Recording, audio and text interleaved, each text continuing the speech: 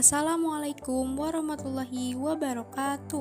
Kami dari kelompok 2 yang beranggotakan Alia Lovselia dengan NIM 2506780, Meilani Rahmawati dengan NIM 2506015, Renita Oktaviani dengan NIM 2505992, dan Tintin Intan Pertiwi dengan NIM 2506002. Dalam video ini kami akan memaparkan materi tentang pendidikan berdasarkan pendekatan sistem dari mata kuliah landasan pendidikan. Pendidikan adalah proses penting untuk mengembangkan potensi manusia. Namun, karena melibatkan banyak komponen seperti siswa, guru, kurikulum, dan lingkungan, pendidikan seringkali menjadi kompleks. Oleh karena itu, diperlukan pendekatan sistem yang memandang pendidikan sebagai satu kesatuan yang saling berkaitan. Dengan pendekatan ini, setiap komponen dapat berfungsi secara optimal sehingga tujuan pendidikan tercapai lebih efektif dan efisien.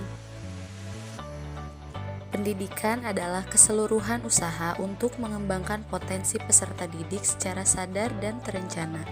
Dalam pendekatan sistem, pendidikan dilihat sebagai sistem yang mencakup elemen seperti peserta didik, pendidik, kurikulum, sarana, dan evaluasi.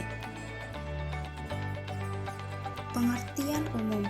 Sistem adalah sekumpulan elemen yang saling berkaitan, memiliki keterikatan, dan bekerja sama untuk mencapai tujuan tertentu.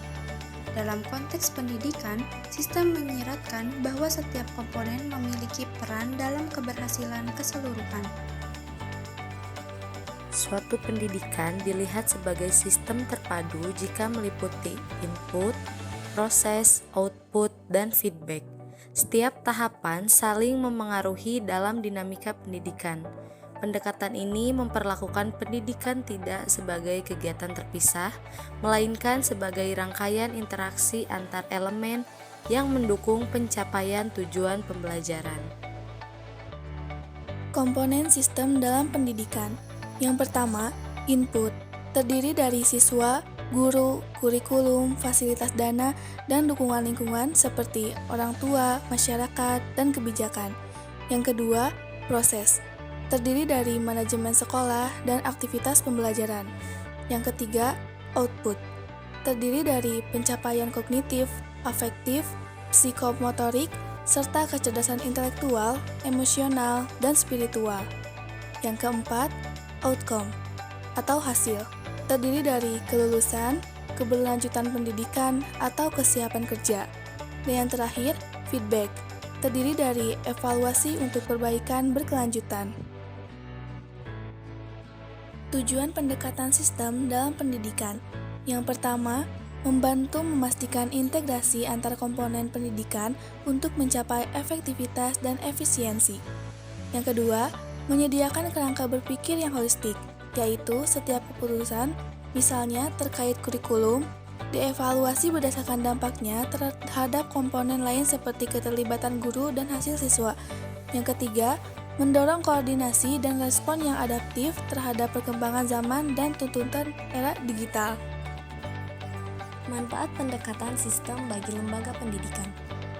Integrasi komponen pendidikan meningkatkan manajemen pendidikan melalui integrasi sumber daya, metode, dan evaluasi. Meningkatkan efektivitas manajemen, sekolah sebagai entitas terpadu dapat mengoptimalkan pengelolaan sumber daya, guru, dan siswa sehingga kualitas pembelajaran meningkat. Fleksibilitas dan adaptasi, memudahkan lembaga menyesuaikan diri terhadap perubahan kurikulum, teknologi, dan kebutuhan peserta didik.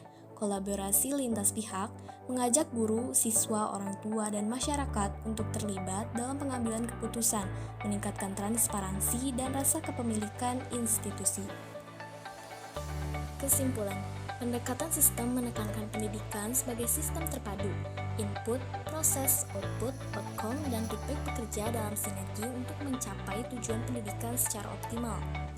Lalu, institusi yang menerapkan pendekatan sistem memiliki peluang lebih besar untuk menghasilkan lulusan berkualitas tinggi, relevan dengan kebutuhan zaman, serta berdaya saing global.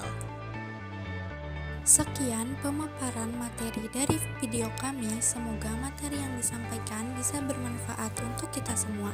Wassalamualaikum warahmatullahi wabarakatuh.